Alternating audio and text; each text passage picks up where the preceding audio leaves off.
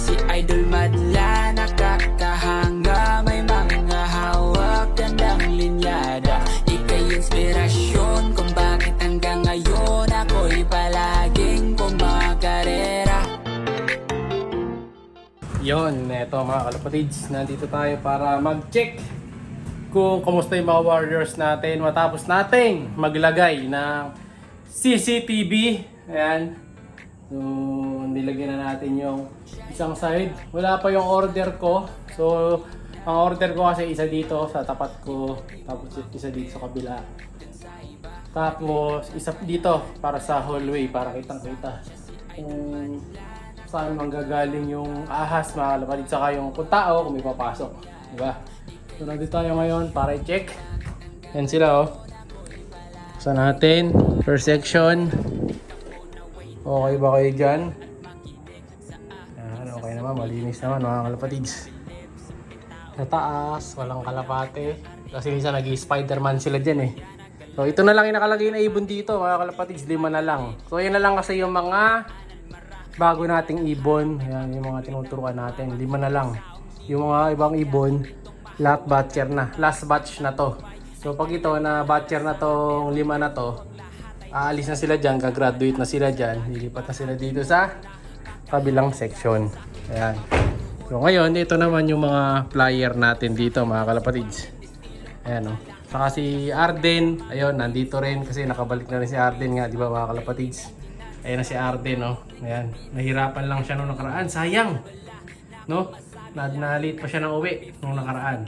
So ngayon, makikita na natin kung saan manggagaling yung visit na ahas na yon dahil may CCTV na. Ayan, no, naka-green, mga kalapatids. Ibig sabihin niya gumaandar.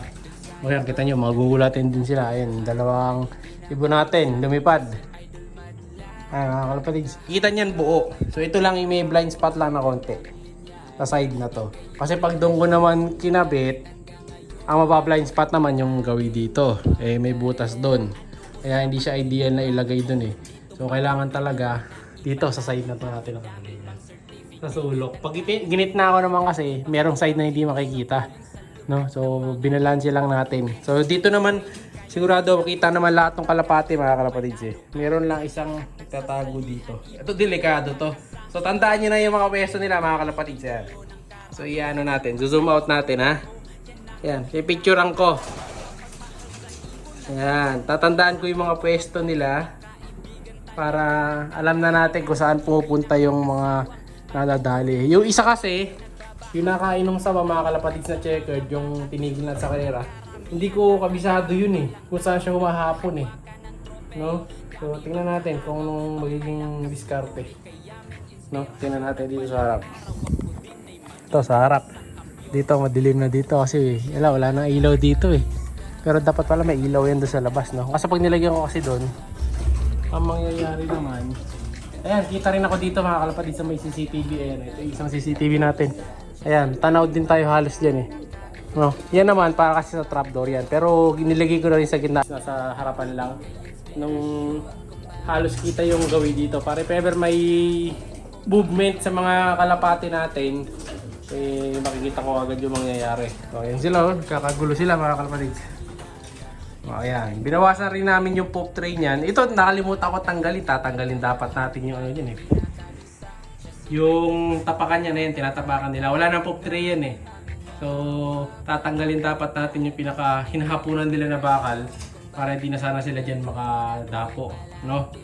Tapos sasara natin yung pinto nung window hood box natin para di sila mapunta, no? Kasi medyo nabablind spot din yung side na to, eh. Pero hayaan muna natin para sa gabi na to. Ayan sila, mga kalapatids. Ispatan muna natin yung mga pwesto, ha. Picture na natin kung sino yung mga nakapwesto sa bawat perch. Tapos dito, ayan, medyo aligaga sila. Kala mo naman, uhulihin kayo, no? Tapos mayroong isang nag-iisa doon na yung isa. Ayan, isusolo siya dyan. So, huwag sanang yung pinakamababa ang madali. Pero sa tingin ko yung dinadali sa taas, eh. No? Kasi yung dati yung may muting na ako sa ulo, dun sa kulungan natin, pupuntahan natin yun. Sa ano yun, mataas ang pwesto niya. Dito walang laman. Inalis muna namin yung laman nito para mapukosa natin. Dahil wala rin namang ano rito CCTV. Ayan, o. So So walang laman, walang CCTV, walang ibon. So dito natin lalagay CCTV niya na sa likod. No? So puro ano to, talikuran yung mga CCTV na kakabit natin. In order ko yung mga ginagamit na din natin sa bahay. Yung halagang 1,000 to 1,700 yata yun. Hindi ko nagkakamali. So ngayon, sara na natin to. Babalikan ni ate, ni Badlato. Para i-check. Ayan sa labas ay ang view mga kalapanids. Ang dilim, di ba? Oh. Merry Christmas sa inyo lahat. Oh, ngayon, bababa tayo. Hey, alam mo, dilim. Para i-check naman. Yun nandito sa kabila. Sa likod. Dito wala tayo CCTV sa likod eh. Kasi malalayo yung wire eh. Wala pa tayong linya ng kuryente dito sa likod. Kung sakali siguro solar. Ayan sila mga kalapatids. Mga ibon natin dito. Ayan di ba dati may sawa dito sa side na to, nasa taas. Nung wala pa tong bahay namin dito, may ahas dyan sa taas na dinadaan-daanan ko, di ko nakikita. Pero nandiyan na pala, pero payat lang yun. Ngayon, ito, titingnan natin kung may mga nakadapo sa baba. Ah, yan, malinis. Wala. So dapat hindi kasi sila dumapo talaga dyan sa baba. Kasi pag dumapo sila dyan sa baba, mas yun ang prone na madali. So buti na lang wala na tayo naka-tape. So kahit paano safe. So yun yung view naman sa labas. Ano, ang dream love natin paggabi. Pagkagat ng dilim. Ayan. Nakabukas pa yung pinto. Mamaya pa isasara yan kasi maaga pa. Time check. Ayan mga kalapatid. So 6:35 pa lang. So sakto-sakto, di ba? Halos kaka-upload lang natin yan dito sa YouTube. 6:35. So ayan. So kukuha pa tayo ng CCTV. Abangan nyo lang. Sa likod dito, ayun yung mga itik ko naman mga kalapatid. So tambay lang sila dito. Dito wala bang kalapate. So kailangan malaman ko kasi kung may kalapate sa baba. Nako po, may kalapate sa baba. Sino to? Nasa baba yung isang naka-blue. Si Boy Tigas siya tata mga kalapatid. Stress siya. No?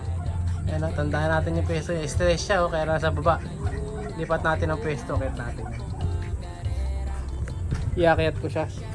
Kasi baka mamaya nakakain ng saway. Lagyan ko muna ng flash. Iakyat tayo. Ayan o, nasa baba siya mga kalapatids eh. Si ano to? Si Lemon yata to. Uy, sipatin natin. Baka mamaya may ahas. Matuklaw tayo. Iakyat natin siya. Boy, huwag ganyan sa baba. Diyan natin. Nakita natin siya dyan. Ayan, ito pala si Boy Tigas mga kalapatids. Magkamukha kasi sila eh. Ayan. Ito si ano pala to. Si Lemon. Ayan, okay naman sila eh. Kala ko parang may katarata. Sa ilaw lang pala mga kalapatids. Okay. So yan sasakay natin sa aparyan. Next na laban. Kaya inangat ko eh. Mamaya makain na sawa. Si Kobe safe na safe dun eh. Sara na natin. Siya'y kalapatistang napakagaling na kinakilala.